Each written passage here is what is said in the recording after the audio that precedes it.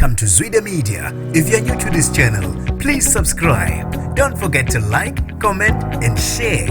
Here's a new video for today. Enjoy. Ukala ngobudedengu besibhedlela umndeni wakaKhumalo edukuduku eMtubatuba KwaZulu-Natal oshonelwe ilunga lawo engozini eyenzeka izolo ekseni ku-N2. Nginibingelele ngiphinde nginamukele izindabeni zezwedimiti igama lami ngosibonga konke wakandwanda Mothanda ungangibiza entatheli ka-YouTube. Uyabalisa umndeni wakaKhumalo edukuduku eMtubatuba oshonelwe ilunga lawo kuyinhlekelele yengozi eyenzeke ku-N2 ngasemandeni izolo. Ukubikwa ukuthi lo mndeni kunelunga lawo elithe lapha ngalala kule ngozi okushone kuyo inqwaba yamakhola. Kubikwa ukuthi kunabatana abana abalimale kanzima babe sebengeniswa esibhedlela eNgelwezana.